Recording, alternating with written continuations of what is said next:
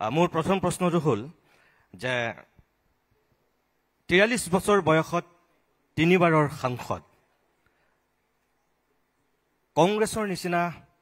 আটাইতকৈ পুৰণি ৰাজনৈতিক দলটোৰে আজি বিৰোধী উপদলপতিৰ আসনত 43 বছৰীয়া এজন যুৱকক দায়িত্ব দিছে প্ৰয়াত মুখ্যমন্ত্ৰী তৰুণ গগৈ পুত্ৰ হিচাপে আৰু বিৰোধী দলৰ উপদলপতি হিচাপে এই সময়খিনিলৈকে গৌৰৱ গগৈয়ে যিখিনি প্ৰত্যাহ্বান আৰু উপলব্ধি অনুভৱ কৰিছে তাৰ ভিতৰত 1 হিমন্ত বিশ্ব শৰ্মা 2 তৰুণ গগৈ পুত্ৰ 3 ৰাহুল গান্ধীৰ সৌসিদিনাখনলৈকে যিটো পাপ্পু ইমেজ আছিল গৌৰৱ গগৈৰো মতা মাছ মাইকী মাছৰ সেই ইমেজটোৱে কেনেধৰণে প্ৰভাৱিত কৰিছে ধন্যবাদ মই প্ৰথমে প্ৰতিদিন গ্ৰুপ গোটেই চেনেল গোটেই প্ৰতিদিন গ্ৰুপক মই মোৰ ফালৰ পৰা শুভেচ্ছা জ্ঞাপন কৰিছোঁ আজি এটা সুন্দৰ এটা পৰিস্থিতি 10th এডিশ্যন মোৰ ফালৰ পৰা শুভেচ্ছা থাকিল আৰু মই প্ৰথমবাৰ বাবে আপোনাৰ এই মঞ্চত আহিছোঁ আৰু মোক নিমন্ত্ৰণ জনোৱাৰ বাবে মই ধন্যবাদ আৰু কৃতজ্ঞতা জ্ঞাপন কৰিছোঁ আৰু বহুত আমাৰ গণ্যমান্য ব্যক্তিসকলক দেখা পাইছোঁ ভাল লাগিল সকলোকে ভাদ মাহৰ শুভেচ্ছা জ্ঞাপন কৰিছোঁ আৰু লগতে আপোনাৰ প্ৰশ্নৰ উত্তৰটো হ'ল যে মই যথেষ্ট কৃতজ্ঞ আপোনাৰ কোৱাৰ দৰে কম বয়সত ইমান সুযোগ যে এটা ঐতিহাসিক দলৰ পৰা পাইছোঁ তাৰ বাবে মই কৃতজ্ঞ আৰু জীৱনত আগবাঢ়ি গ'লে সফলতাও আহিব ঘাট প্ৰতিঘাত থাকিব সমস্যাও থাকিব এয়া হ'ল আমাৰ জীৱনৰ চক্ৰ এটাৰ পৰম্পৰা তো আজি এই মঞ্চত আহিবলৈ এটা সক্ষম হৈছোঁ মই প্ৰথমে গৌৰৱ অনুভৱ কৰোঁ যে উত্তৰ পূৰ্বাঞ্চলৰ এজন প্ৰতিনিধি হিচাপে কংগ্ৰেছ এটা পুৰণি দলৰ লোকসভা ভিতৰত উপদলপতি হোৱা যে এটা সুযোগ পাইছোঁ আজি মই প্ৰথমে নিজৰ দলৰ নেতৃত্বৰ প্ৰতি কৃতজ্ঞ ঘাট প্ৰতিঘাত থাকিলেও নতুন দায়িত্ব পোৱাৰ পিছত অসমৰ জনসাধাৰণৰ পৰা যি মৰম মই পাইছোঁ যিমান আশীৰ্বাদ পাইছোঁ যিমান সুপৰামৰ্শ মই লাভ কৰিছোঁ মই তাৰ বাবে যথেষ্ট কৃতজ্ঞ মই সেইকাৰণে আপোনালোকৰ যিখিনি ব্যক্তিৰ কথা ক'লে আমাৰ ৰাজনৈতিক বিৰোধী মুখ্যমন্ত্ৰী হিমন্ত বিশ্ব শৰ্মা ডাঙৰীয়াৰ মই ঘাট প্ৰতিঘাত হিচাপে নহয় কিন্তু হয় প্ৰায়তঃ তৰুণ গগৈদেৱৰ যি আদৰ্শ সেই আদৰ্শৰ অনুকৰণ কৰি মই তেখেতৰ যি অসমৰ প্ৰতি যি মৰম কল্পনা এটা বৰ অসম গঢ়ি তোলা এটা হেঁপাহ সেই পথটোহে অনুকৰণ কৰি আগবাঢ়ি যাবলৈ বিচাৰোঁ আজিৰ দিনত ২৬ৰ নিৰ্বাচনৰ কাৰণে সকলো সাজু হৈছে আপুনিও সাজু হৈছে এনেকুৱা এটা সময়ত আপোনাক সভাপতিৰ দায়িত্ব অৰ্পণ কৰা হৈছে যিটো সময়ত দুবাৰৰ বিজেপিৰ শাসনে গোটেই ৰাজ্যখনক এতিয়া হিতাধিকাৰীৰ পৰা বিভিন্ন উন্নয়নমূলক কাম কাজেৰে আগুৱাই নিয়াৰ চেষ্টা কৰিছে আৰু জনসাধাৰণক প্ৰতিশ্ৰুতি দি কিছু প্ৰতিশ্ৰুতি ৰক্ষাও কৰিছে আৰু কিছু প্ৰতিশ্ৰুতি ৰক্ষা কৰিব পৰা নাই আপোনালোকৰ যিটো দল 15 বছৰ আপোনাৰ পিতৃ দেৱতাই যিহেতু ইয়াৰ পূৰ্বে কংগ্ৰেছৰ শাসনৰ দায়িত্বত লৈছিল এই যে যিখিনি আপোনালোকৰ দিনত হোৱা বেয়া কাম আপুনি নেভাবেনে যে এতিয়াও কংগ্ৰেছ দলটো তাৰ পৰা মুক্ত হ'ব পাৰিছে বুলি চাওক লোকতান্ত্ৰিক পৰিৱেশত ৰাইজে নিৰ্ধাৰিত কৰিব ৰাইজে নিৰ্ধাৰিত কৰিলে যে কংগ্ৰেছ দল 15 বছৰ চৰকাৰ গঠন কৰি ৰাইজক সেৱা কৰিবলৈ এটা সুযোগ পালে ভাল বেয়া যিয়ে নহওক ৰাইজে নিৰ্ধাৰিত কৰিলে যে 2016 চনত এটা নতুন চৰকাৰ গঠন এতিয়া আপোনাৰ কোৱাৰ দৰে মূল কথাটো হ'ল যে 10 বছৰ পাৰ হৈ গ'ল 10 বছৰ যথেষ্ট সময় 10 বছৰত নিজৰ প্ৰতিশ্ৰুতি কিমান পালন কৰিব পাৰিলে 6টা জনগোষ্ঠী জনজাতিকৰণ কৰিব পাৰিলেনে অসম চুক্তি 6 নং দফা ৰূপায়ণ কৰিব পাৰিলেনে অসমৰ প্ৰত্যেক দুখীয়া মানুহক মাটিপট্টা দিব পাৰিলেনে অসমৰ নিবনুৱাসকলক সংস্থাপন দিব পাৰিলেনে অসমৰ থলুৱা উদ্যোগক আগুৱাই লৈ যাব পাৰিলেনে এই 10টা বছৰ যথেষ্ট সময় যদি মনত এটা হেঁপাহ থাকিল বহুত কৰিব পাৰিলেহেঁতেন কিন্তু আজিৰ তাৰিখত ৰাইজে যি এটা দেখিছে যে চৰকাৰ জনসাধাৰণৰ হৈ থকা নাই চৰকাৰ ব্যক্তিকেন্দ্ৰিক হৈ গ'ল চৰকাৰ এটা বিশেষ পৰিয়াল কেন্দ্ৰিক হৈ গ'ল আজিৰ তাৰিখত এটা সৰু উদ্যোগ যদি কোনোবাই গুৱাহাটীৰ ভিতৰত বাছ চলাবলৈ বিচাৰে সেইজন মানুহক সেই বিশেষ পৰিয়ালক প্ৰথমে এটা বিশেষ টেক্স দিব লাগিব যদি কোনোবা বাহিৰৰ এগৰাকী শিল্পীক গুৱাহাটীত মাতি আনি সংগীত প্ৰদৰ্শন কৰিবলৈ বিচাৰে আকৌ উদ্যোক্তাসকলক সেই বিশেষ পৰিয়ালটোক এটা বিশেষ কিবা টেক্স দিব লাগিব তো সেইকাৰণে মানুহে এতিয়া এনেকুৱা এটা পৰিস্থিতিৰ পৰা পৰিত্ৰাণ বিচাৰে পৰিয়াল কেন্দ্ৰিক নহয় জনসাধাৰণ কেন্দ্ৰিক এটা চৰকাৰ বিচাৰে আৰু সেইকাৰণে মই ভাবোঁ আগন্তুক দিনত আমি কংগ্ৰেছ দল হিচাপে প্ৰয়াত তৰুণ গগৈদেৱৰ আদৰ্শ অনুকৰণ কৰি যি ভৱিষ্যত আমাৰ অসমৰ মানুহবোৰ অসমখনক চাবলৈ বিচাৰে সেই ক্ষেত্ৰত অসমৰ মানুহৰ লগত মিলিজুলি কাম কৰিবলৈ আমি এটা পৰিস্থিতি পাম এইমাত্ৰ আপুনি যিকেইটা কথা ক'লে তাৰ ভিতৰত এটা এতিয়া গোটেই ৰাজ্যজুৰি ব্যাপক ৰূপত চৰ্চা হোৱা বিষয় হৈছে জনজাতিকৰণ 6 জনগোষ্ঠীৰ জনজাতিকৰণৰ ক্ষেত্ৰত আপোনালোকৰ কংগ্ৰেছ চৰকাৰে লোৱা এটা সিদ্ধান্তৰ কথা এতিয়া অসমৰ মাননীয় মুখ্যমন্ত্ৰীয়ে এইকেইদিনত সংবাদ মাধ্যমৰ আগত কৈ আছে তাৰ মানে আজি 6 জনগোষ্ঠীৰ জনজাতিকৰণ নোহোৱাৰ মূলতেই কংগ্ৰেছ চৰকাৰে দায়ী নেকি উত্তৰ পূৰ্বাঞ্চলৰ বিভিন্ন জনগোষ্ঠী জনজাতিৰ মানুহৰ ৰাজনৈতিক আকাংক্ষাই যদি কোনোবা বুজি পায় এয়া হ'ল কংগ্ৰেছ দল তাৰ উদাহৰণ যে প্ৰধানমন্ত্ৰী মোদী ডাঙৰীয়া যোৱাকালি মণিপুৰ গ'ল মণিপুৰত জুই লাগিলে আজিৰ পৰা 2 বছৰ আগতেই কিন্তু প্ৰধানমন্ত্ৰী মোদী ডাঙৰীয়া গ'ল যোৱাকালি 2 বছৰ পিছত আৰু গোটেই যি ধৰণৰ অপটিক্স সেই গোটেই তেখেতৰ ভ্ৰমণৰ যি অপটিক্স যি ধৰণৰ ফটো আমি দেখিলোঁ মই ভাবোঁ মণিপুৰত যে মানুহৰ হৃদয়ত যি কান্দন সেই কান্দনটো তেওঁলোকক আজি তাৰিখত যি সহায় কৰিব লাগিছিল সমৰ্থন দিব লাগিছিল প্ৰধানমন্ত্ৰী হিচাপে যি নৈতিক নেতৃত্ব ল'ব লাগিছিল লোৱা নহ'ল কিন্তু যদি আপোনালোকে চাই ৰাহুল গান্ধী ডাঙৰীয়া 3বাৰকৈ গ'ল প্ৰথমতে গ'ল পিছতো গ'ল একেৰাহে আজি মই য'ৰ পৰা আহি আছোঁ এটা ইয়াত দিল্লী ইউনিভাৰ্চিটি নিৰ্বাচন চলি আছে তো আমাৰ NSY দল প্ৰয়াত ৰাজীৱ গান্ধী নামত এটা ফুটবল প্ৰতিযোগিতা আৰম্ভ কৰিছে প্ৰয়াত ৰাজীৱ গান্ধীয়ে আমাৰ অসম চুক্তিত আজি তেওঁলোকৰ যথেষ্ট এটা মূল ভূমিকা আছিল প্ৰয়াত ইন্দিৰা গান্ধীৰ মূল ভূমিকা আছিল অসমৰ বা উত্তৰ পূৰ্বাঞ্চলৰ আপোনালোকে শ্বিলং একৰ্ড চাই মিজো একৰ্ড চাই বা আমাৰ অসম চুক্তি চাই বা ত্ৰিপুৰাৰ এগ্ৰিমেণ্টটো চাই প্ৰত্যেক ক্ষেত্ৰত কংগ্ৰেছে উত্তৰ পূৰ্বাঞ্চলৰ বিভিন্ন জনগোষ্ঠী জনজাতি খাচী জেন্তিয়া মিজো কুকি তেওঁলোকৰ ৰাজনৈতিক যি আকাংক্ষাই সন্মান কৰিছিল আৰু সেইকাৰণে 6 জনগোষ্ঠীৰ ক্ষেত্ৰতো কংগ্ৰেছ চৰকাৰ দিনত প্ৰয়াত মুখ্যমন্ত্ৰী তৰুণ গগৈদেৱৰ দিনত আমাৰ ফালৰ পৰা সিদ্ধান্ত যে আমি 6 জনগোষ্ঠী আমি সমৰ্থন কৰোঁ লগতে যেতিয়া এটা বিশেষ জনগোষ্ঠী জনজাতিকৰণ লাভ কৰে যিসকল আগৰ পৰাই জনজাতিকৰণ লাভ কৰিছে নিশ্চয় তেওঁলোকৰ মনত কিবা এটা চিন্তা থাকিব পাৰে তেওঁলোকৰ চিন্তা আমি কেনেকৈ দূৰ কৰিব পাৰোঁ আজিৰ তাৰিখত অসমৰ বড়ো কাৰ্বি মিচিং জনগোষ্ঠীয়ে তেওঁলোকে নিজৰ জনজাতিক আগুৱাই লৈ যাবলৈ কাৰণে কি বিচাৰিছে কাৰ্বি আংলঙত 244A হওক বা বিভিন্ন আমাৰ সোণোৱাল কছাৰী নিৰ্বাচনটো সময়মতে হওক এইখিনিও কথা কংগ্ৰেছ দলে স্বীকাৰ কৰে বুজিবলৈ চেষ্টা কৰে শুনিবলৈ চেষ্টা কৰে কিন্তু দুখৰ কথা আজিৰ তাৰিখত কোচ ৰাজবংশী মানুহসকলক শুনাতকৈ বৰ্তমান অসম চৰকাৰে অসম আৰক্ষী পঠাই যি ধৰণৰ ছাত্ৰ ছাত্ৰীসকলক মাৰিছে পিটিছে যথেষ্ট দুৰ্ভাগ্যজনক কথা আৰু সেইখিনি কথা লুকাবলৈ মই ভাবোঁ মুখ্যমন্ত্ৰী ইতিহাসত গৈ আকৌ কংগ্ৰেছ দলটোকে দোষাৰিছে কিন্তু কোনে ক'লে যে 6 মাহৰ ভিতৰত জনজাতিকৰণ হ'ব বিজেপিয়ে কৈছিল প্ৰধানমন্ত্ৰী মোদী ডাঙৰীয়াই কৈছিল আৰু মই আশা কৰোঁ যে আজি 14 ছেপ্টেম্বৰত প্ৰধানমন্ত্ৰী মোদী ডাঙৰীয়া সেইখিনিও কথা উত্তৰ দিব যে 6 মাহত জনজাতিকৰণ এটা জুমলা আছিল না সঁচা কথা আছিল আপুনি যেটো কথা কৈছে 6 জনগোষ্ঠীৰ জনজাতিকৰণৰ লগতে মণিপুৰৰ প্ৰসংগত আপুনি যেটা কথা ক'লে 230 পৰা 240 জন লোক এতিয়ালৈকে মণিপুৰত মৃত্যু হৈছে আজি আমি নতুন দিল্লীত আছো আপুনি এটা বিৰোধী উপদলপতি আজি যদি তেনেকুৱা এটা কিবা গোষ্ঠী সংঘৰ্ষ এই নতুন দিল্লীত হয় ইয়াৰ গোটেই ৰাষ্ট্ৰীয় সংবাদ মাধ্যম উবুৰি খাই পৰিব দিল্লীৰ জনতাৰ ৰাজপথলৈ ওলাই আহি প্ৰতিবাদ কৰিব গোটেই দেশ জুৰি খলকনি সৃষ্টি কৰিব য'ত দিল্লীৰ পৰা অকল দূৰত্ব হোৱাৰ কাৰণেই মানসিক দূৰত্বই কক ভৌগোলিক দূৰত্বই কক মণিপুৰৰ নিচিনা আপুনি যেটো কথা কৈছে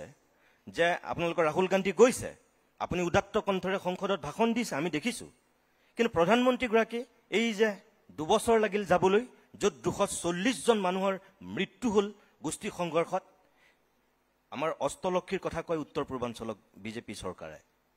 আপুনি কি কাৰণে প্ৰধানমন্ত্ৰী 2 বছৰ নোযোৱাকৈ থাকিল বুলি ভাবে? আজি তাত ৰাষ্ট্ৰপতিৰ শাসন আছে। উত্তৰ পূৰ্বাঞ্চলত এখনতো আপোনালোকৰ কংগ্ৰেছ দলৰ শাসন নাই আজিৰ দিনত, গোটেই বিজেপিৰে চৰকাৰ। মণিপুৰতো বিজেপি আছিল। তাৰ পিছতো মোদী ডাঙৰীয়া কিয় নগ'ল? আপোনালোকেতো সংসদত ব্যাপক প্ৰতিবাদ কৰিছিল মণিপুৰক লৈ। এই যিটো দূৰত্ব, তাৰমানে উত্তৰ পূৰ্বাঞ্চলৰ প্ৰতি আমাৰ মানুহে যিবিলাক কথা কৈ থাকে যে ক'ৰবাত আমি মাহিয়াই দৃষ্টিৰ মানে বশৱৰ্তী হওঁ নেকি, মণিপুৰৰ ক্ষেত্ৰত তেনেকুৱাই নহ'ল জানো এক প্ৰকাৰ? দুৰ্ভাগ্যজনক সেয়া হ'ল বৰ্তমান প্ৰধানমন্ত্ৰী মোদী ডাঙৰীয়া কাম কৰা ষ্টাইল। আজি 4 মাহ হ'ল পেহেলগাম ভিতৰত যে সন্ত্ৰাসবাদীয়ে যে আক্ৰমণ কৰিলে, যি সময়ত সন্ত্ৰাসবাদী আক্ৰমণ কৰি আছিল সেই সময়ত প্ৰধানমন্ত্ৰী মোদী ডাঙৰীয়া ছৌদি আৰবিয়াত আছিল। তাৰ পিছত তেওঁ ছৌদি আৰবিয়াৰ পৰা উভতি আহিল। প্ৰথমে যাব লাগিছিল জম্মু কাশ্মীৰত, খবৰ ল'ব লাগিছিল আমাৰ সৈনিকসকলৰ, খবৰ ল'ব লাগিছিল সেই মানুহসকলৰ যিজনে নিজৰ ল'ৰা বা স্বামীজনক হেৰুৱালে। কিন্তু তেওঁ আহি ভাৰতত উভতি আহি গ'ল ক'ত? বিহাৰলৈ গ'ল। বিহাৰত গৈ এটা গভৰ্ণমেণ্ট প্ৰগ্ৰামত তেওঁ ৰাজনৈতিক বক্তৃতা দিলে। সেয়া হ'ল তেওঁলোকৰ আজি নেতৃত্বৰ তেওঁলোকৰ উদাহৰণ। তেওঁলোকে ভাবে কি যদি আমি সমস্যাৰ পৰা আঁতৰত ৰাখোঁ, যদি এটা সমস্যা, জ্বলন্ত সমস্যা পাব্লিচিটি নাপায়, মিডিয়াত নোলায়, তেতিয়া মানুহবোৰ লাহে লাহে লাহে লাহে পাহৰি যাব। আৰু সেইকাৰণে আজি গালৱানে হওক, আজি পেহেলগামে হওক বা আজি মণিপুৰে হওক, য'ত য'ত প্ৰধানমন্ত্ৰী মোদী ডাঙৰীয়া বিফল হৈছে, নিজৰ বিফলতা স্বীকাৰ কৰাতকৈ, নেতৃত্ব লোৱাতকৈ, ৰাইজৰ পৰা ক্ষমা বিচৰাতকৈ, ৰাইজৰ ওচৰত গৈ ৰাইজক আমি কেনেদৰে আমি আগুৱাই যাব পাৰোঁ, তেওঁ বিফলতাৰ পৰা আঁতৰত থাকিব বিচাৰে।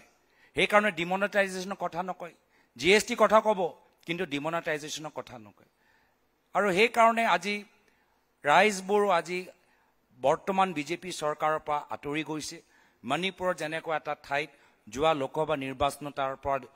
আমাৰ 2জন সাংসদ জিকি আহিল। আৰু সেইকাৰণে এটা সময়ত ভাৰতৰ জনসাধাৰণে মোদী ডাঙৰীয়াৰ ভাষণ, বক্তৃতা, তেওঁৰ একদম গ্লেমাৰ, তেওঁ কাৰিজমা, তেওঁ ডাঙৰ ডাঙৰ সেই ইভেণ্টবোৰ চাই খুব ভাল পাইছিল। কিন্তু লাহে লাহে লাহে অসমৰ জনসাধাৰণ, ভাৰতৰ জনসাধাৰণ PR, অপটিক্স, নেৰেটিভ এইবোৰ চব কথা বুজিবলৈ আৰম্ভ কৰিছে। আৰু সেইকাৰণে যোৱাকালিও মণিপুৰত গৈ তেওঁলোকে সমাজৰ মাজত যি প্ৰভাৱ পেলাব লাগিছিল পেলাব পৰা নাই। আৰু লাহে লাহে মই দেখিছোঁ যে প্ৰধানমন্ত্ৰী মোদী ডাঙৰীয়া জনপ্ৰিয়তা আৰু ৰাজনৈতিক তেখেতৰ ইফেক্টিভনেছ বা তেখেতৰ পলিটিকেল ৱেইট আগৰ দৰে নাই। আজি সেইকাৰণে যিখন দল 400 পাৰৰ সপোন দেখিছিল, আজি বিভিন্ন ৰাজনৈতিক দলৰ ওপৰত নিৰ্ভৰ কৰিহে আজি চৰকাৰ গঠন কৰিবলৈ বিচাৰিছে। কিন্তু লগে লগে মোক ক'ব লাগিব যে যদিও আমি দিল্লীৰ পৰা দূৰ, আমি বাৰম্বাৰ দিল্লীৰ ওপৰত নিৰ্ভৰ হ'ব নালাগে। আজি আপোনালোকৰ গ্ৰুপ দিল্লীৰ পৰা দূৰ হ'লেও দিল্লীত আহি আপোনালোকে মিডিয়া কনক্লেভ পাতি আমাৰ উত্তৰ পূৰ্বাঞ্চলৰ কথাবোৰ লৈ গৈছে। আপোনালোকে দিল্লীত আহি বিভিন্ন ৰাজ্য স্তৰৰ চেলিব্ৰিটিয়ে হওক, শিল্পীয়ে হওক বা ৰাজনীতিবিদ হওক, আমাৰ এই উত্তৰ পূৰ্বাঞ্চলৰ অসমৰ এটা মঞ্চত মাতি তেওঁলোকৰ লগত আলাপ আলোচনা কৰিবলৈ সুযোগ পাইছে। সেইকাৰণে যদিও আমি দূৰ আছোঁ, দিল্লীৰ ওপৰতো দায়িত্ব আছে। আমিও নিজৰ ওপৰত আমি এটা দায়িত্ব ল'ব লাগিব যে আমি নিজৰ কণ্ঠ আৰু শক্তিশালী কৰিব লাগে। দিল্লীলৈ আহি আমি তেখেতৰ আমাৰ কথাবোৰ শুনিবলৈ বাধ্য কৰাব লাগে। আপুনি কোৱাটো এক প্ৰকাৰ সঁচা। আপোনাক যিটো দায়িত্ব দিয়া হৈছে বিৰোধী উপদলপতি হিচাপে, ইয়াৰ যিটো ভূমিকা আপুনি পালন কৰিছে, গোটেই অকল অসম তথা উত্তৰ পূৰ্বাঞ্চলৰ নহয়, এতিয়া গোটেই ভাৰতবৰ্ষৰ মানুহে দেখিছে আপোনাৰ সেই বাকপটুতা। আৰু সেইকাৰণেই চাগে আপুনি শশী থাৰুৰ, মনীষ তিৱাৰীৰ নিচিনা ইমান জ্যেষ্ঠ লিডাৰ থকাৰ পিছতো, বাকপটু লিডাৰ থকাৰ পিছতো আপুনি চাগে বিৰোধী উপদলপতিৰ গুৰু দায়িত্ব পাইছে। এই যে আজি হিমন্ত বিশ্ব শৰ্মাৰ বা বিজেপিৰ যিটো ৰাজনীতি বা নৰেন্দ্ৰ মোদী, অমিত শ্বাহৰ যিটো ৰাজনীতি, এইমাত্ৰ আপুনি যিটো কথা ক'লে, ইয়াৰ আগলৈকেতো কংগ্ৰেছেই আছিল। কংগ্ৰেছৰ এতিয়া আপুনি দায়িত্ব পোৱাৰ পিছত হয়তো এটা চেঞ্জ আনিবলৈ চেষ্টা কৰা হৈছে উত্তৰ পূৰ্বাঞ্চলৰ প্ৰতি বা আপোনাৰ যোগেদি অসমৰ প্ৰতি। কিন্তু সৰ্বানন্দ সোণোৱাল আৰু হিমন্ত বিশ্ব শৰ্মাৰ যোগেদিও বিজেপিয়ে কিন্তু উত্তৰ পূৰ্বাঞ্চলৰ প্ৰতি এটা বেলেগ ভূমিকা ল'বলৈ চেষ্টা কৰা যেন লাগে। কেন্দ্ৰীয় মন্ত্ৰী হিচাপে সোণোৱালৰ গুৰুত্ব আৰু মুখ্যমন্ত্ৰী হিচাপে হিমন্ত বিশ্ব শৰ্মাক যিখিনি তেওঁলোকে আগুৱাই দিছে, সেইফালৰ পৰা বিজেপিয়েও এটা কৌশলী স্থিতি লোৱা বুলি আমি ভাবোঁ। কিন্তু যিটো মূল সমস্যা, আপুনি যিকেইটা কথা কৈ গ'ল এতিয়া, যে আমাৰ বিদেশী সমস্যা যোৱা 40 বছৰ ধৰি আমি একেখিনি কথাই শুনি আহিছোঁ, একেখিনি নাটকেই হৈ আহিছে। 6 জনগোষ্ঠীৰ জনজাতিকৰণ আপোনালোকৰ দিনতো একেই। বিজেপিয়ে 5 মাহত 6 মাহত কৰিম বুলি কৈছিলে, 60 মাহ বিচাৰিছিল। এতিয়া আমি দেখিছোঁ বিগ ডেমৰ ইছ্যুটো আগতে চৰকাৰত নাথাকোঁতে যি স্থিতি, চৰকাৰলৈ অহাৰ পিছত বেলেগ স্থিতি। মুঠৰ ওপৰত আমি যদি চাওঁ গোটেই সামগ্ৰিকভাৱে অসম তথা উত্তৰ পূৰ্বাঞ্চলৰ যিকেইটা জ্বলন্ত সমস্যা কেতিয়া সমাধান হ'ব বুলি ভাবে, নে সমাধান নহবই, এইটো অকল ৰাজনৈতিক ইছ্যু হৈ থাকিব? এতিয়া নিৰ্বাচন আহিছে কাৰণে 6 জনগোষ্ঠীৰ আকৌ বিধানসভাত আপোনালোকৰ সেই প্ৰস্তাৱটোৰ পুনৰীক্ষণ কৰাৰ কথা কোৱা হৈছে। তাৰমানে কি, নিৰ্বাচন আহিব, প্ৰত্যেকটো ৰাজনৈতিক দলেই এটা ললিপপ দিব, তাৰপিছত আমি বন্দী হ'ম। মোদীৰ কথাত আমি মোহ গ'লোঁ, কংগ্ৰেছৰ কথাটো এটা সময়ত মানুহ হয়তো তেনেকৈ মোহিত হৈছিল। এইটো নিষ্ঠুৰ সত্য নহয়নে আমাৰ কাৰণে, অসমৰ কাৰণে? ধন্যবাদ নিতুমণি দা, আপুনি প্ৰথমে মোক ইমান প্ৰশংসা কৰিলে। আমি ক'ব লাগিব যে আমি অসমীয়া সমাজ হিচাপে অসমৰ পৰা যিকোনো ব্যক্তি অসমৰ বাহিৰত গৈ যদি কিছু সফলতা লাভ কৰে, আমি সমাজ হিচাপে তেখেতৰ প্ৰতি শুভেচ্ছা জ্ঞাপন কৰোঁ, মৰম আগবঢ়াওঁ, লগতে আমি আশীৰ্বাদো প্ৰদান কৰোঁ। আৰু সেইকাৰণে ময়ো যেতিয়া আমাৰ অসমৰ পৰা কোনোবা শিল্পী বম্বেত গৈ সফলতা লাভ কৰে, মই গৌৰৱ অনুভৱ কৰোঁ। যেতিয়া আমাৰ অসমৰ পৰা এলভেছ হাজৰিকা তেখেতে যেতিয়া ইণ্টাৰনেশ্যনেল ৰেকৰ্ড ছেট কৰে, মই গৌৰৱ অনুভৱ কৰোঁ। যেতিয়া আপোনালোকৰ সতীৰ্থ সাংবাদিকসকল ইয়াত আহি তেওঁলোকে বিভিন্ন ৰাষ্ট্ৰীয় আন্তঃৰাষ্ট্ৰীয় মিডিয়া তেওঁলোকে যোগ দিয়ে, আমি গৌৰৱ অনুভৱ কৰোঁ। তো আমি বিচাৰোঁ যে অসমৰ পৰা বিভিন্ন স্তৰৰ মানুহ বিভিন্ন জগতত গৈ সফলতা লাভ কৰে। আৰু সেইকাৰণে আজিৰ তাৰিখত আপোনালোকে যিখিনি বিষয় ক'লে তাৰ মূল দায়িত্ব ৰাইজে ল'ব লাগিব, মানুহবোৰ সজাগ হ'ব লাগিব। বিভিন্ন ৰাজনৈতিক দল ৰাজনৈতিক কৌশলেৰে নিজৰ কিছু কথাবোৰ কৈ মানুহক আৱেগিক কৰিবলৈ চেষ্টা কৰিবই। আপোনালোকৰ কোৱাৰ দৰে ৰাজনৈতিক দলবোৰ নিৰ্বাচন কাষ চাপিলে কিছু প্ৰতিশ্ৰুতি দিবলৈ চেষ্টা কৰিব, আগৰ নিজৰ ৰেকৰ্ডবোৰ মানুহে যে পাহৰি যায় তাৰ ওপৰত কোনো প্ৰশ্ন নুসুধে, সেইখিনি চেষ্টা কৰিব। কিন্তু আটাইতকৈ গুৰুত্বপূৰ্ণ হ'ল যে সমাজ সজাগ আৰু সচেতন হ'ব লাগিব। কিন্তু আজি যেতিয়া মই বিভিন্ন ঠাইত যাওঁ, সমাজ সজাগ আৰু সচেতন দেখা নাপাওঁ। অসমৰ গাঁৱৰ ভিতৰত সোমালে মোক দুখ লাগে। অসমৰ গাঁৱৰ ভিতৰত আজি ল'ৰা ছোৱালীবোৰ নিবনুৱা, উদ্যোগ একো নাই, ঠিকাদাৰবোৰ বহি আছে, মহিলাৰখিনি আজি মাত্ৰ অৰুণোদয় পাই আজি ঘৰতে আছে, কোনো ধৰণৰ উৎপাদন নাই, কোনো ধৰণৰ উদ্যোগ নাই, কোনো ধৰণৰ এক্সপৰ্ট নাই, কোনো ধৰণৰ থলুৱা সংস্থাপন নাই। আৰু সেইকাৰণে আজি দেখিছে, আজি লিডো মাৰ্গ্ৰিটালৈ যাব, গোটেই জংঘলবোৰ তাত কাটি পেলাই আজি তাত গ্ল'বেল ৱাৰ্মিং হৈছে। কাৰ্বি আংলং ডিমা হাছাওলৈ যাব, চাৰিওফালে চিণ্ডিকেট। আজি এয়া হ'ল আজি অসমৰ গ্ৰাম্য অঞ্চলৰ অৱস্থা। চিণ্ডিকেট, ড্ৰাগছ, মদৰ দোকান, আৰু মানুহবোৰ কিছু চৰকাৰী সুবিধা পাই ঘৰতে বহি আছে, কিন্তু নিজৰ উপাৰ্জন বঢ়াবলৈ চৰকাৰৰ ফালৰ পৰা কোনো সুবিধা বিচৰা নাই। তো সেইকাৰণে মূল কথাটো মই বিচাৰোঁ যে কংগ্ৰেছ হওক বিজেপি হওক, ৰাইজ সজাগ হওক। আৰু সেইকাৰণে মোৰ নৱপ্ৰজন্মৰ ওপৰত যথেষ্ট মই নিৰ্ভৰ কৰোঁ যে তেওঁলোকে আগবাঢ়ি যাব, যে তেওঁলোকে এটা সিদ্ধান্ত ল'ব, তেওঁলোকে মূল্যাংকন কৰিব। আমাৰ কাম যদি বেয়া বেয়া, কিন্তু বিজেপি চৰকাৰৰ যদি কাম বেয়া হ'লে তেতিয়া ৰাইজ মনে মনে থাকিলে নহ'ব। ইতিহাসত কংগ্ৰেছে কি কৰিলে নকৰিলে নহ'ব। ভৱিষ্যত আজিৰ তাৰিখত কংগ্ৰেছৰ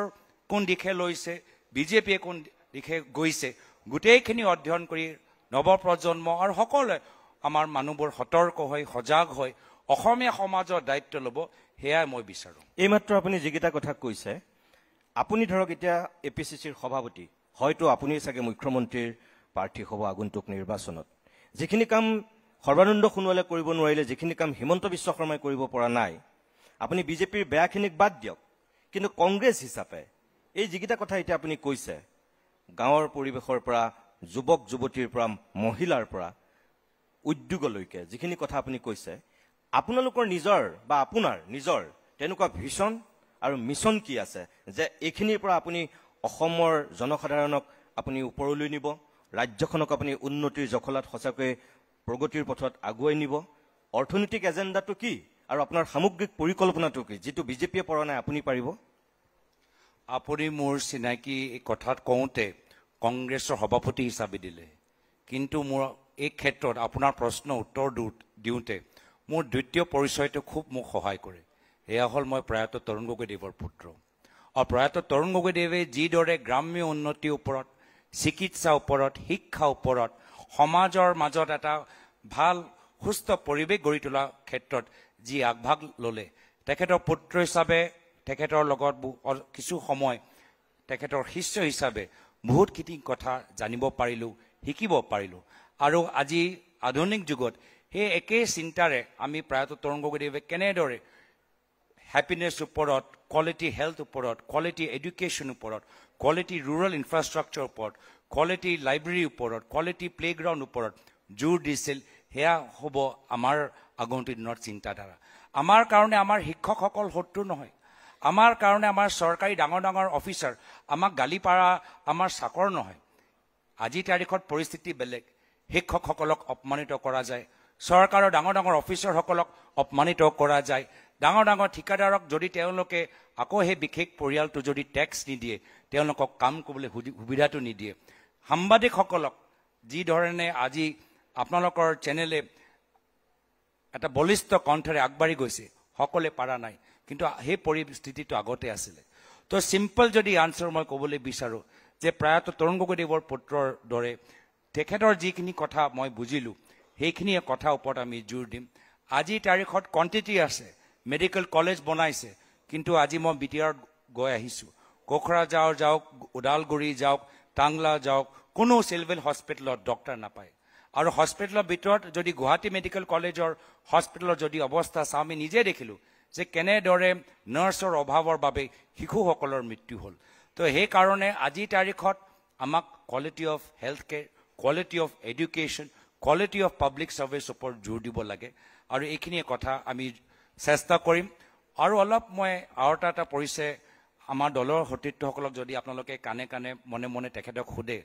তেওঁলোকে ক'ব যে মই কেতিয়াবা বহুত ষ্ট্ৰিক্ট, খুব মানে ডিচিপ্লিন, খুব মানে টাইটলি নিজৰ দলটোক আজি অলপ আমি চলাবলৈ চেষ্টা কৰিছোঁ। সেই একে ষ্ট্ৰিক্ট ডিচিপ্লিন আমি পাৰফৰ্মেঞ্চ বেছড এটা চৰকাৰ গঠন কৰা আমাৰ উদ্দেশ্য আছে। এইখিনি কৰিবৰ কাৰণে আপোনাক এটা শক্তিশালী অৰ্থনৈতিক ভেটি লাগিব। আপোনাৰ পিতৃ দেৱতা যেতিয়া শাসনৰ পৰা আঁতৰিছিল, তেতিয়া ৰাজ্যখনত যিটো ঋণৰ বোজা 10,000 কোটি টকা আছিল। আৰু সেইটোক লৈ বৰ্তমানৰ মুখ্যমন্ত্ৰীয়ে আপোনাৰ পিতৃ দেৱতাক আনকি বিধানসভাটো থকা সৰকা কৰিছিল সমালোচনাৰে। আৰু সেইগৰাকী হিমন্ত বিশ্ব শৰ্মা আজি অসমৰ মুখ্যমন্ত্ৰী, তেখেতৰ দিনত আজি 1,80,000 কোটি টকাৰ ঋণ, মোটামুটি 10,000 কোটি টকাৰ ঋণ লোৱা তৰুণ গগৈ সমালোচনা কৰা মুখ্যমন্ত্ৰীয়ে এতিয়া কিন্তু প্ৰত্যেক মাহতেই ঋণ লৈ চৰকাৰ চলাই আছে, হিতাধিকাৰী সৃষ্টি কৰিছে। আনকি চৰকাৰী কৰ্মচাৰীক দৰমহা দিয়াৰ ক্ষেত্ৰতো সেই ঋণৰ টকা ব্যৱহাৰ কৰা বুলি আপোনালোকে অভিযোগ কৰি আহিছে। তেনেকুৱা এখন ঋণগ্ৰস্ত ৰাজ্যত আপুনি যিখিনি সপোন দেখিছে বা জনতাৰ যিখিনি আপুনি সঁহাৰি আশা কৰিছে, আপোনাৰ নিজৰ অৰ্থনৈতিক ভেটিটো এই ঋণগ্ৰস্ত ৰাজ্যখনক মুক্ত কৰি কোন দিশে আপুনি সেই শক্তিশালী ভেটি নিৰ্মাণ কৰাৰ পৰিকল্পনা কৰিছে?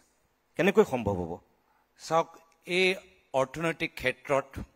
যিদৰে 10 ছেপ্টেম্বৰ মুখ্যমন্ত্ৰী এটা ডাঙৰ ফ্লপ হ'ল, এই অৰ্থনৈতিক ক্ষেত্ৰতো ইমান গালি পাৰাৰ পিছতো আকৌ তেওঁহে ফ্লপ হ'ল। 10,000 কোটি টকা যদি এটা পাপ আছিল, আজিতো 1.5 লাখ কোটি টকাৰ ঋণ আজি হৈছে, আৰু এই ক্ষেত্ৰতো তেওঁ ফ্লপ। আজি তেখেতে কৈছিল যে ভাৰতৰ শীৰ্ষ 5টা ৰাজ্যত অসমখন চাবলৈ বিচাৰে, কিন্তু যি 2টা বিভাগৰ তেওঁ আগতে মন্ত্ৰী আছিল, স্বাস্থ্য আৰু শিক্ষা, সেই 2টা বিভাগত আজি অসমখনৰ নাম ভাৰতৰ শীৰ্ষ 5টা ৰাজ্যৰ ভিতৰত নহয়, অন্তিম 5টা ৰাজ্যৰ তালিকাৰ ভিতৰত আছে। তো সেইকাৰণে বাৰম্বাৰ যিগৰাকী বিভিন্ন আমাৰ দিল্লী মিডিয়াই ডাইনামিক CM, চাণক্য CM কৈ থাকে, মইতো না ডাইনামিজম দেখা পাওঁ, না মই চাণক্য নীতি দেখা পাওঁ। আজি তেওঁ মেঘালয়ত 2টাই লোকসভাৰ চিট NDA হাৰিলে, মণিপুৰত 2টা চিট হাৰিলে, যোৰহাটত য'ত তেওঁ 3 লাখ ভোটৰ ব্যৱধানত জিকা সপোন দেখিছিল, 1.5 লাখ ভোটত পিছ পৰি গ'ল। তো আজিৰ তাৰিখত তেখেতৰ ডাইনামিজম মই ইমান দেখা নাপাওঁ। কিন্তু আৰ্থিক সংকট আজিও নহয়, ইয়াৰ পূৰ্বেও আছিলে। 2001 চনত যেতিয়া কংগ্ৰেছৰ চৰকাৰ অসমত আহিল, সেই সময়তো আৰ্থিক সংকট, সেই সময়তো চৰকাৰী কৰ্মচাৰীসকলক দৰমহা দিয়া অৱস্থা নাছিল। শিক্ষকসকলক দৰমহা দিয়া অৱস্থা নাছিল কিন্তু সেই সময়ত আমি কেনেকৈ পাৰিলোঁ আৰ্থিক অস্থিৰতাৰ পৰা অসমখনক এটা স্থিৰ সমাজলৈ এটা স্থিৰ অৰ্থনৈতিক পৰিস্থিতিলৈ কেনেকৈ লৈ গ'লোঁ সেই সময়তো প্ৰায়তঃ তৰুণ গগৈদেৱ নিজকে সৰ্বজ্ঞানী ভাবা নাছিল বিভিন্ন এক্সপাৰ্ট ওপৰত নিৰ্ভৰ হ'ল বিভিন্ন চৰকাৰী বিষয়ৰ ওপৰত নিৰ্ভৰ হ'ল বাহিৰৰ পৰা আমাৰ অসমৰ মানুহবোৰ যি অৰ্থনৈতিকবিদ তেখেতক মাতি আনি world bank Asian development bank বিভিন্ন লগত মাতি আনি তেওঁলোকে কথা আলোচনা কৰি এটা ৰোডমেপ তৈয়াৰ কৰিলে যি সময়ত কেন্দ্ৰত বিজেপি চৰকাৰ আমাৰ চৰকাৰ নাছিল কেন্দ্ৰত বিজেপি চৰকাৰ কিন্তু তথাপিও বাজপেয়ী চৰকাৰ থাকিলেও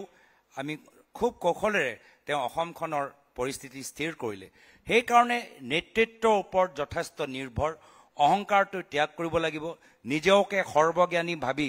এনেধৰণৰ চিন্তাধাৰা অসমৰ সমস্যা আপোনালোকে সমাধান কৰিব নোৱাৰিব অসমৰ ভিতৰত যথেষ্ট টেলেণ্ট প্ৰতিবাদী আমাৰ মানুহসকল আছে ভাল চিন্তা কৰা ভাল অভিজ্ঞতা থকা মানুহবোৰ আছে তেখেতৰ ওপৰত যাব লাগিব কিন্তু আজি ৰাজ্যতে হওক কেন্দ্ৰতে হওক দেখা পাওঁ যে বিজেপি নতুন নেতৃত্ব যে আছে বৰ্তমান নেতৃত্ব এক্সপাৰ্ট ওপৰত নিৰ্ভৰ কম কৰে তেখেতৰ লগত যিসকল ঘনিষ্ঠ বিশেষকৈ উদ্যোগপতিসকল তেখেতৰ এজন দুজনৰ কথা শুনি তেওঁলোকে নীতিবোৰ লয় আমাৰ কথা হ'ল যে অসমৰ সমাজৰ ভিতৰত বহুত আমাৰ প্ৰতিভা থকা অভিজ্ঞ ব্যক্তিসকল আছে আৰু মই আমাৰ ৰাজনৈতিক বিৰোধী বিপৰীত কথা কমকৈ ভাল পাওঁ কথা শুনি বেছি মই ভাল পাওঁ তো আমাৰ সেইটোৱে চিন্তাধাৰা থাকিব যে অসমখনৰ পৰিস্থিতি যদি আমি ভাললৈ লৈ যাবলৈ বিচাৰোঁ মাত্ৰ চৰকাৰ নহয় সমগ্ৰ আমাৰ অসমৰ সমাজৰ একগোট হৈ আমি সেই দায়িত্বটো ল'ব লাগিব আৰু যদি অসমৰ সমাজে আমি নিজৰ মনটো আমি চম্ভালি লওঁ কওঁ যে নহয় বহুত হ'ল এতিয়া আমি মিলিজুলি অসমখন আমি ভাৰতৰ শীৰ্ষ 5টা ৰাজ্যত লৈ যাবলৈ বিচাৰোঁ আমি একত্ৰিত হ'লে কোনোৱে আমাক ৰখাব নোৱাৰে তাৰমানে হিমন্ত বিশ্ব শৰ্মাই 5 বছৰত যি শ্ৰেষ্ঠ 5খন ৰাজ্যৰ অন্তৰ্ভুক্ত কৰাৰ সপোন দেখিছিল আপোনাৰ মতে কি হিমন্ত বিশ্ব শৰ্মাই মানে সেই কামটো কেতিয়াও কৰিব নোৱাৰিবগৈ না তেওঁক আমাক ভুল ক'লে তেওঁ সপোন আছিল কৰৰপতি মুখ্যমন্ত্ৰী হোৱা সপোন আছিল তাত তেওঁ সফল হৈ গ'ল আমাক যেনেকৈ কয় হাতী এটা দাঁত দেখুওৱা এটা খোৱাটো সেইটো কাম কৰিলে আমাক দেখাই দিলে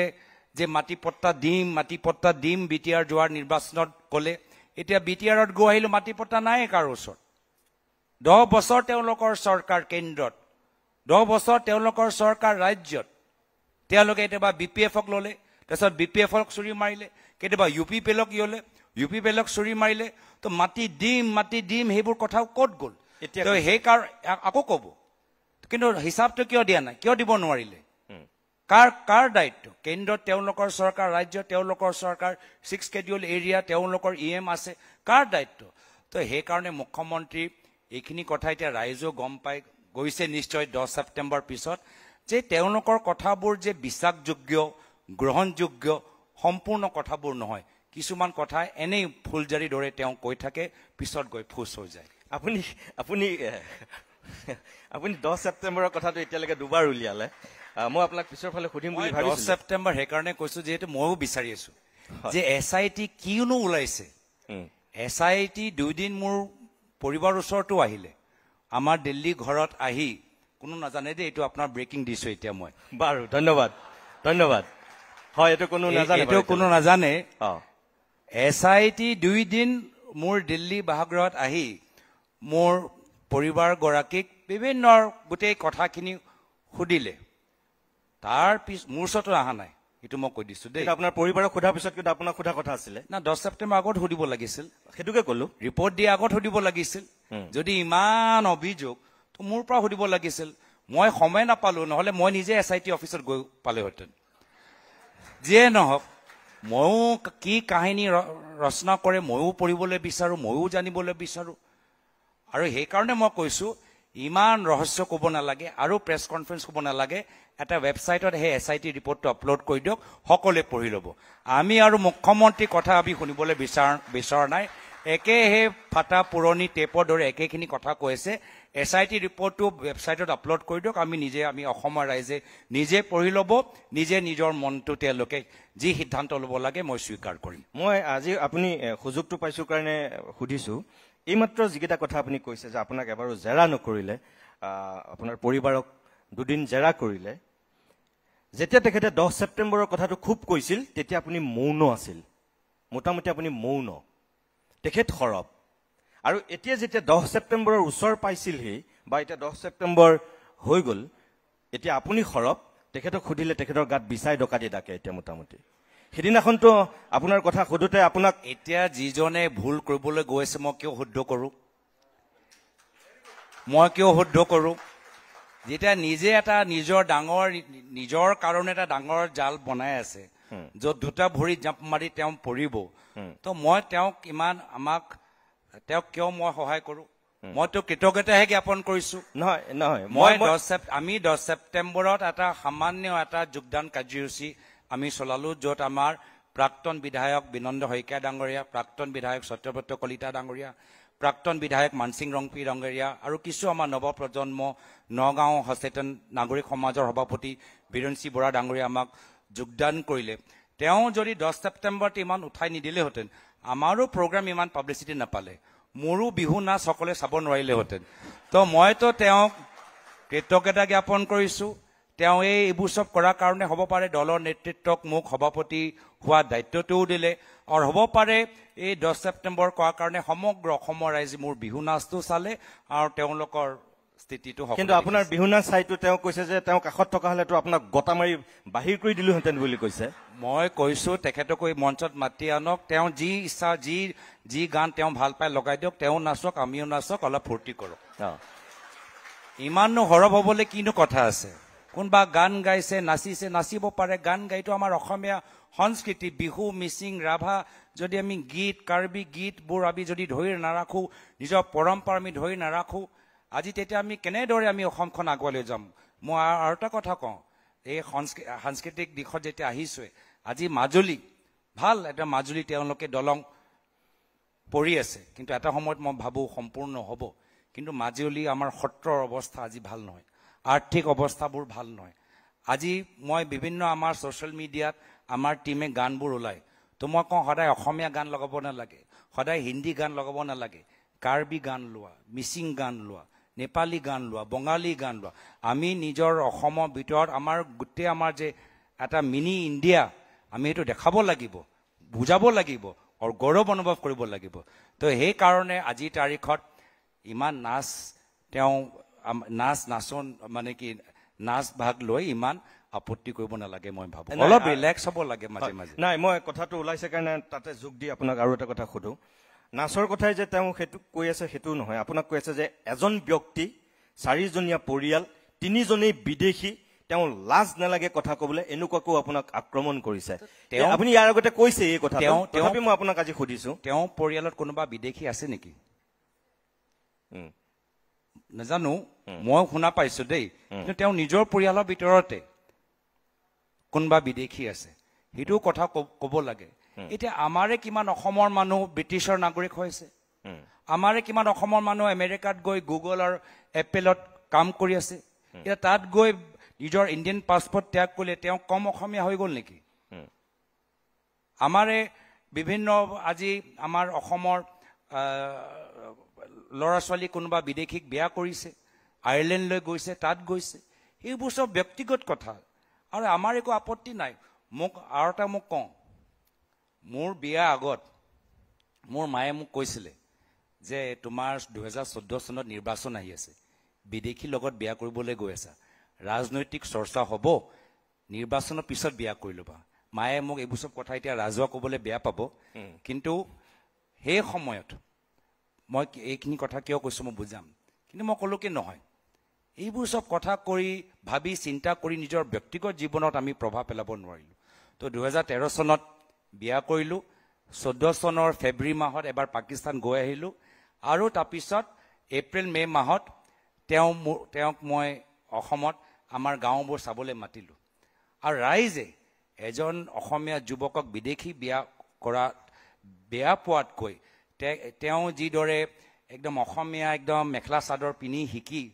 শিকিলে দেই মেখেলা চাদৰ কেনেকৈ পিন্ধিব লাগে যেতিয়া শিকি আমাৰ মাজত আহিলে অসমৰ মানুহে যিদৰে আৱৰি ধৰিলে যিদৰে স্বাগতম জনালে সেয়া হ'ল আমাৰ অসমীয়া সমাজ উদাৰ আমাৰ অসমীয়া সমাজ ইমান মানে নেৰ' মাইণ্ডেড নহয় যেনেদৰে মুখ্যমন্ত্ৰী সজাবলৈ বিচাৰে মই ধন্যবাদ আপোনাৰ উত্তৰটোৰ কাৰণে তথাপি মই আপোনাক এটা কথা কওঁ যে আপুনি ক'লে যে এবাৰ গৈছিল পাকিস্তানলৈ এইমাত্ৰ ক'লে আৰু বিজেপিৰ ফালৰ পৰা কৈ এতিয়া ক'লো 2014 চন দেই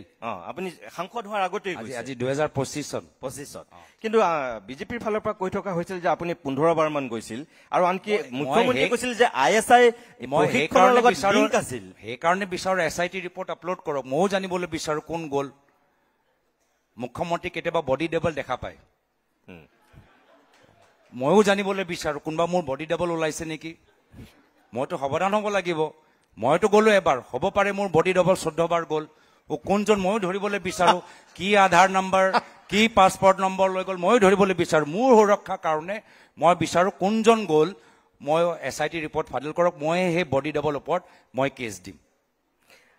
মই দৰ্শকক এৰি দিম এতিয়া আপোনাক কিছু তেওঁলোকে প্ৰশ্ন কৰিব কোনোবাই আমাৰ মৃণাল তালুকদাৰ আছে মোৰ শেষৰ ফাললৈ আহিছো 26ত আপুনি কৈ আছে যে যুঁজ এখন হ'ব আৰু আমি যদি চাওঁ তেনেহলে এই মাত্ৰ আপুনি কোৱা কথাটো যে আপোনাৰ বিৰুদ্ধে হয়তো বৰ্তমানৰ মুখ্যমন্ত্ৰীৰ যেটো স্থিতি যুঁজটো আপুনি আৰু তেখেত এই দুজনৰ মাজতেই হ'ব গতিকে আপোনাৰ বিৰুদ্ধে ক'বলৈ বৰ বিশেষ হয়তো একো নাই আজিৰ দিনত কিন্তু তেখেতৰ বিৰুদ্ধে আপুনি বিভিন্ন অভিযোগ উত্থাপন কৰি আছে তেখেতৰ পৰিয়ালৰ দুৰ্নীতি ভ্ৰষ্টাচাৰৰ পৰা আৰম্ভ কৰি তেখেতৰ ব্যক্তিগত কিছু কথা বতৰালৈকে আপুনি কৈ আছে সব অভিযোগ তেওঁৰ ওচৰতো যথেষ্ট আছে বা সময় তেখেতৰ ওচৰতো যথেষ্ট সুবিধাখিনি আছে মোৰ প্ৰায়ত পিতৃ 15 বছৰ মুখ্যমন্ত্ৰী দুবাৰকৈ কেন্দ্ৰীয় মন্ত্ৰী মোৰ সাংসদ হৈ যোৱা 10 বছৰ হ'ল তেখেতৰ ওচৰতো মোৰ ফাইলৰ পৰা মোৰ ইতিহাসৰ পৰা প্ৰায়ত মুখ্যমন্ত্ৰী ৰেকৰ্ডৰ পৰা যথেষ্টখিনি সুবিধা আছে কিছু অভিযোগ ওলাবলৈ কিন্তু দেখা পালে যে নহয় মই যিখিনি কথা যোৱা লোকসভাত ক'লো নিৰ্বাচন সময়ত যে মোৰ প্ৰায়ত পিতৃ 15 বছৰ মুখ্যমন্ত্ৰী মোৰ নামত কোম্পানী খোলা নাই মোৰ বাৰ নামত চেনেল খোলা নাই মোৰ মাৰ নামত বাগান কিনা নাই মোৰ কোনবা ককাইদৰ নামত ৰিজৰ্ট খোলা নাই সেইখিনি কথা সঁচা প্ৰমাণ হোৱা কাৰণেহে ফ্ৰাষ্ট্ৰেশ্যনত এই পাকিস্তান কিবা সিগ্ৰেট সিনেমা ওলাবলৈ বাধ্য হ'ল তো সেইকাৰণে সুবিধা তেখেতৰ ওচৰতো আছে এতিয়া আমি তেখেতক সুবিধা দিয়া নাই এইটো আমাৰতো ভুল নহয় আমি যেহেতু মূল কাৰণটোৱে হ'ল যে প্ৰায়ত তৰুণ গগৈদেৱে হওক বা মই হওক আমি আমাৰ দুয়োজনৰ মাজত এটা কথা মানে সেম কমন যে ৰাজনীতি ৰাইজক সেৱা কৰা অসমখন অসমৰ ইতিহাস য'ত বহুত ঘাত প্ৰতিঘাত হিংসা হৈছে অসমখন সমাজক আগুৱাই লৈ যোৱা অসমীয়া সমাজ বহুত মেধাৱী যুৱক যুৱতী entrepreneurs fashion designers singers musicians sports person আছে চৰকাৰ বনোৱা পিছত তেখেতক এটা প্লেটফৰ্ম দিয়া এয়া হ'ল আমাৰ আদৰ্শ আৰু সেইকাৰণে এইখিনিয়ে কাম আমি কৰিবলৈ আহিছোঁ হ'ব পাৰে তেখেতৰ দৰে ব্যক্তিগত স্বাৰ্থ লৈ আমি ৰাজনীতিত ভৰি দিয়া মোৰ শেষ প্ৰশ্নটো এতিয়া যে আপুনিয়ে হওক কংগ্ৰেছ দলেই হওক এটা বিষয় ওলালে আপোনালোক খলঠেকত পৰা যেন লাগে বাংলাদেশী উচ্ছেদ মিয়া এই প্ৰসংগগীতাক এতিয়া বিজেপিয়ে যেন ঢাল হিচাপে লৈ এইবাৰৰ নিৰ্বাচনী বৈতৰণি পাৰ হ'বলৈ গৈ আছে তেনেকুৱা এটা উমান পোৱা গৈছে শেহতীয়াকৈ আমি দেখিলোঁ আপুনি না শক্তিশালীভাৱে বিৰোধিতা কৰিছে না শক্তিশালীভাৱে সমৰ্থন কৰিছে আপুনি এটা কৌশলী স্থিতি লোৱা যেন লাগিল শেহতীয়াকৈ এই উচ্ছেদৰ সন্দৰ্ভত বা মিয়াৰ ইছ্যুটো যেতিয়া খাৰা কৰিছে কংগ্ৰেছ ক'ৰবাত বাৰু সেই ক্ষেত্ৰত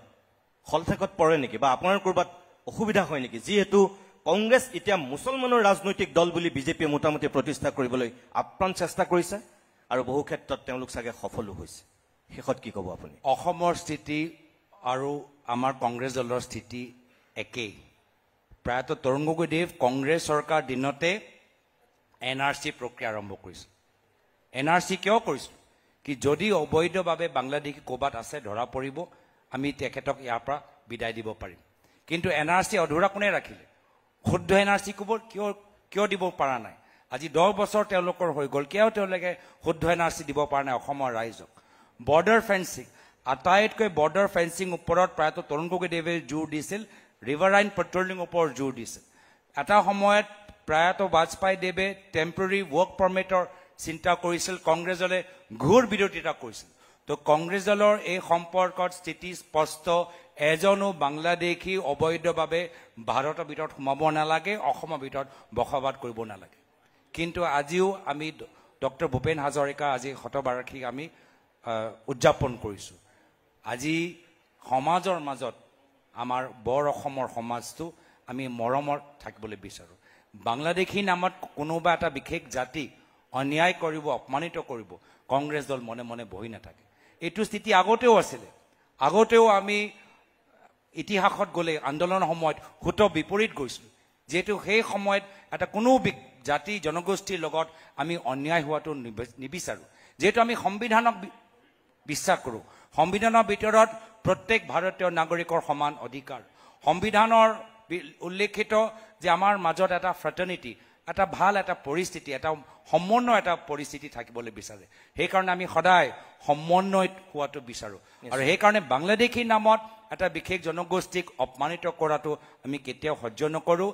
ইভিকশ্যন যেতিয়া চৰকাৰী পদক্ষেপ হিচাপে কৰা যায় চৰকাৰী নীতি নিয়ম চৰকাৰী পলিচি অনুকৰণ কৰি যেতিয়া কৰা যায় তেতিয়া আমাৰ দিনতো ইভিকশ্যন হৈছে কিন্তু যেতিয়া নিৰ্বাচন কাষ চাপিছে মাত্ৰ অপটিক্স কাৰণে ইভিকশ্যন কৰিছে সেইটো ইভিকশ্যন নহয় সেইটো পলিটিক্স আৰু এনেধৰণৰ পলিটিক্স আমি সমৰ্থন ধন্যবাদ গৌৰৱ গগৈ এইখিনি আপুনি বক্তব্য ৰখাৰ কাৰণে মই খুব এটা বা দুটা প্ৰশ্ন ল'ম মৃণাল তালুকদাৰ ধন্যবাদ মিষ্টাৰ গগৈ আৰু আপোনাৰ কথাটো দেখিছোঁ বহুত উৎসাহ মানুহৰ মাজত কুৱেশ্যন ল'বৰ কাৰণে and I'm sure you have set the headlines for next couple of weeks this time. First question, if I can see in the screen, is Siddharth. Siddharth, just raise your hand wherever you are. Can I see that hand somewhere? Yes, thanks, Siddharth. The question is, no, not all, this one. The Chief Minister of Assam has put the questions that he has agents in the Congress. How will the new APCC president counter this? চাওক তেওঁ এইখিনি নতুন কথা নহয়তো আপোনালোকে যদি মুখ্যমন্ত্ৰীৰ কথাবোৰ শুনে একেখিনি কথা যোৱা 10 বছৰৰ পৰা কৈ আছে ইনফেক্ট মোৰ লোকসভা সময়তো কৈছিলে যে গৌৰৱ গগৈ গাড়ীত কোন বহে সব খবৰ আমি পাই থাকো যদি মোৰ গাড়ীৰ ভিতৰৰ পৰা সব খবৰ পাই থাকে তেতিয়া যোৰহাট লোকসভা ইলেকশ্যন 1.5 লাখ ভোটত কেনেকৈ হাৰিলে এইবোৰ সব কথা কৈ থাকক আমি জিকি থাকিম আমি ৰাইজৰ ওচৰত যাম ৰাইজৰ বিষয়ে লৈ আমি নতুন চিন্তা আমি কৰি যামগৈ শিক্ষা চিকিৎসা উদ্যোগ গৰখনীয়া বিভিন্ন আমাৰ সাংস্কৃতিক দিশত আমি নিজৰ পৰম্পৰা কেনেকৈ আগুৱাই লৈ যাব পাৰোঁ কাৰ্বি আংলং বড়ো ৰাভা মিচিং আৰু আমাৰ সোণোৱাল কছাৰী কোচ ৰাজবংশী তেওঁলোকৰ অধিকাৰ আমি কেনেকৈ তেওঁলোকক দিব পাৰোঁ এয়া হ'ব আমাৰ লোকৰ চিন্তা যদি কিছুমান বিজেপিৰ মুখী কিছুমান মানুহ আছে তেওঁলোকৰ মনটো লাহে লাহে আমি এই ভাৱটো আমি মোহাৰি দিম ইমান চিন্তা কৰিব লাগে নাই Priyanus Bordoloi, can you raise your hand? Thanks. The question is, in a time when many young people see politics as a distant or disillusioning, what do you believe can reignite their interest, not just as voters, but as active participants shaping Assam's future? Good question. No, excellent question, given what is happening across the world, where we are seeing young people out on the streets protesting. We saw that, কা আন্দোলনৰ সময়তো আমি দেখা পালোঁ যে কেনেদৰে অসমৰ ডেকা সমাজ ওলাই আহিল আৰু এই ক্ষেত্ৰত ইয়াৰ দায়িত্ব আমি ল'ব লাগিব এই ক্ষেত্ৰত মৃণালদা আপোনাৰ দৰে লেগেসি মিডিয়া আৰু আমাৰ দৰে ৰাজনীতিবিদ একে পৰিস্থিতিত আছোঁ যদি আমি ৰাইজৰ কথা নুশুনো যদি আমি জেনুইন অথেন্টিক আমি ইনফৰমেশ্যন বা পলিটিকেল লিডাৰশ্বিপ নেদেখাওঁ ৰাইজ টিভি চাবলৈও বাদ দিব আৰু ৰাইজে ৰাজনীতিক দলৰ ওপৰত বিশ্বাস কৰাটো বাদ দিব তো উত্তৰ আমাৰ দুইটা মিডিয়াই হওক বা পলিটিক্স হওক আমি এটা কিছু আইভেৰী টাৱাৰৰ ভিতৰত আছোঁ কিছু অহংকাৰ আমাৰ মাজত সোমাই গৈছে আজি তাৰিখত বহুত পৰিৱৰ্তন হ'ল অহংকাৰটো ত্যাগ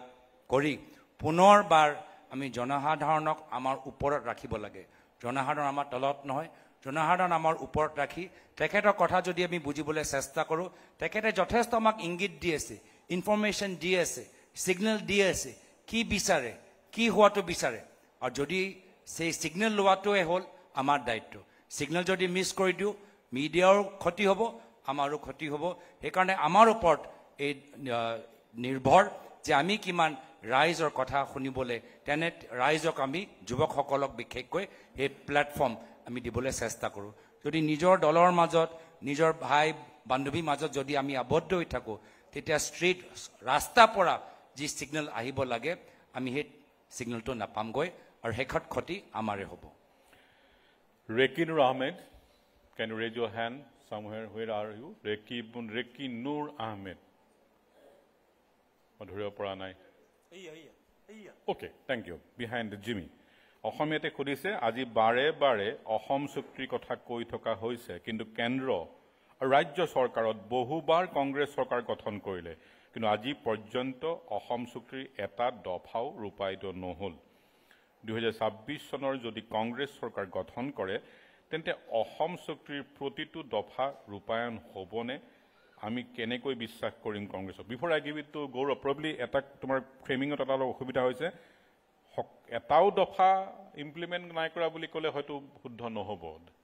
তো কেইটামান হোৱা নাই গৌৰৱ গগৈ আজি অসম চুক্তিৰ যে মূল আত্মা এই মূল আত্মাটোৱে এই কা আইনে নাইকিয়া কৰি পেলাইছে শেষ কৰি পেলাইছে যে মূল আত্মা আজি সকলোৱে 6 নং দফা কথা কৈ থাকে কিন্তু অসম চুক্তিৰ যে মূল আত্মা 1971 হে কাট অফ হিয়ৰত উল্লেখিত আছে যি কথাটো আজি কাই একদম মুহাৰি দিছে নাইকিয়া কৰি দিছে শেষ কৰি দিছে তো ৰাজ্য চৰকাৰৰ আমাৰ প্ৰথম স্থিতি হ'ব যে এই কা আইনৰ আমি বিৰোধিতা কৰিম তাৰ কাৰণটো হ'ল যে কা আইন আমাৰ বঙালী সমাজৰ সমস্যাও সমাধান নকৰে আমাৰ বঙালী মানুহবোৰ যে অসমৰ ভিতৰত যোৱা 40 বছৰ 50 বছৰ 100 বছৰ ওপৰত আছে আজি তেখেতক বৰ্তমান বিজেপি চৰকাৰে কি কৈছে যে আপোনালোকৰ সমস্যা সমাধান কৰিবলৈ আপোনালোকে নিজকে বিদেশী প্ৰমাণ দিয়ক নিজকে বাংলাদেশী সাৰ্টিফিকেট দিয়ক কিয় বঙালী মানুহৰ পৰা ভোট ললে এটা তেওঁলোকক বাংলাদেশী সজাবলৈ এইখন চৰকাৰে বিচাৰিছে দ্বিতীয়টো আমাৰ কা বিৰোধী আমি স্থিতিটো লমেই কা ৰাজনৈতিকভাৱে যিসকলক টাৰ্গেট কৰিছে বঙালী সমাজক তেখেতৰ ওচৰত তেখেতৰ বাস্তৱিক সমস্যা কেনেদৰে আমি সমাধান কৰিব পাৰোঁ আমি চিন্তা কৰিম লগতে এনআৰচিও আমাৰ অসম চুক্তিৰ পৰা ওলোৱা এটা অস্ত্ৰ যি অস্ত্ৰ আজি অধুৰা হৈছে এনআৰচিটো শুদ্ধ হোৱাটো আমি বিচাৰি থাকিম আৰু অসম চুক্তি আমাৰ সংবিধানৰ দৰে যিদৰে আজিও আমি সংবিধানৰ প্ৰতি দায়বদ্ধ হৈ আমি নিজকে মূল্যাংকন কৰিব লাগিব অধ্যয়ন কৰিব লাগিব যে আমি সংবিধান অনুসৰি কামবোৰ কৰি আছো নে নাই একেৰাহে অসম চুক্তি এটা লিভিং ডকুমেণ্ট আৰু সেইকাৰণে আমি বাৰম্বাৰ আমি নিজকে নিজৰ কাম চাই নিজৰ সিদ্ধান্ত চাই আমি বাৰম্বাৰ প্ৰত্যেক দিন প্ৰত্যেক সিদ্ধান্তত আমি চাব লাগিব যে আমি অসম চুক্তি অনুসৰি কামখিনি কৰিছো নে নাই কৰা সেই মনোভাৱ সেই চিন্তাধাৰা আমাৰ পৰৱৰ্তী দিনত আমাৰ কাৰ্যকালত আপোনালোকে দেখা পাব Mayush, I am taking the last question. Mayush or Prabhupada to my Nazanim, Mayush Kashyap. Okay, I can see. Do you believe that addressing this is the last question by the way, do you believe that addressing the issues of the 6 communities demanding constitutional recognition in a homogeneous manner undermines their individuality? If so, what will be your approach to address each community's concerns separately beyond just reservation and one-size-fits-all framework? Thank you. ছটা জনগোষ্ঠী জনজাতিকৰণৰ বাহিৰে যদি আপোনালোকৰ এই ছটা জনগোষ্ঠী প্ৰতিনিধিসকলৰ লগত আলাপ আলোচনা কৰে তেওঁলোকৰ নানান ধৰণৰ আৰু সমস্যাবোৰ আছে ৰিজাৰ্ভেশ্যনৰ ক্ষেত্ৰত তেওঁলোকৰ সমস্যা আছে আদিবাসী সমাজৰ কাষ্ট সাৰ্টিফিকেটৰ ক্ষেত্ৰত তেওঁলোকৰ সমস্যা আছে মৰাণ উন্নয়ন ডেভেলপমেণ্ট কাউন্সিলত ফাণ্ডৰ অভাৱৰ কথাবোৰ আছে কোচ ৰাজবংশীসকলৰ নামনি অসমত তেওঁলোকে নিৰাপত্তাৰ ক্ষেত্ৰত তেওঁলোকৰো কিছু সমস্যাবোৰ আছে কোচ ৰাজবংশী সমাজ আজি তাৰিখত নিজৰ ৰাজনৈতিক প্ৰতিনিধি বিটিআৰ নিৰ্বাচনতো দেখিবলৈ বিচাৰে অসম বিধানসভাতো দেখিবলৈ বিচাৰে তো এয়া হ'ল আমাৰ চেষ্টা আমি তেওঁলোকৰ ওচৰত গৈছো প্ৰতিনিধিসকলৰ লগত বহিছো তেওঁলোকৰ কথাবোৰ শুনিছো সেই কাৰণে জানিছো কিন্তু আজি তাৰিখত যদি পুলিচ পঠাই তেওঁলোকক ভয় খুৱাই দিয়ে আজি তাৰিখত তেওঁলোকৰ ছাত্ৰ নেতাসকলৰ ঘৰত এটা পুলিচৰ পৰা চিঠি যায় যে যদি আপোনালোকে ৰাস্তাত ওলাই আহে আপোনালোকক আৰেষ্ট কৰিম এনে ধৰণৰ ভয় ভাবুকিৰ পৰিস্থিতিত আপোনালোকে তেওঁলোকৰ সমস্যাও জানিব নোৱাৰিব, সমস্যা হৈ থাকিব। আৰু সেইকাৰণে আমি বাৰ্তা দিছোঁ, যুঁজ এখন হ'ব। যিহেতু আজি তাৰিখত ৰাজনীতি ভয় আৰু ভাবুকিৰ ওপৰত নিৰ্ভৰ, তো যুঁজ এখন হ'ব। মাত্ৰ কংগ্ৰেছৰ বাবে শ্লোগান নহয়, প্ৰত্যেক অসমীয়া নাগৰিকৰ বাবে শ্লোগান, যি শ্লোগানে এই ভয় আৰু ভাবুকি ৰাজনীতিৰ বিৰুদ্ধে থিয় হ'বলৈ বিচাৰে। ধন্যবাদ। আমাৰ সময় শেষ হৈছে যিহেতু গৌৰৱ গগৈ, এইখিনি সময় দিয়াৰ কাৰণে বহুত বহুত ধন্যবাদ। যুঁজ এখন হ'ব বুলি আপুনি কৈ আছে, আমাৰ কনক্লেভতো কৈছে, আহি থকা সময়ে ক'ব সেই যুঁজ ক'ৰ পৰা ক'লৈ যায়, কিমান শক্তিশালী হয়। আপোনাক শুভেচ্ছা।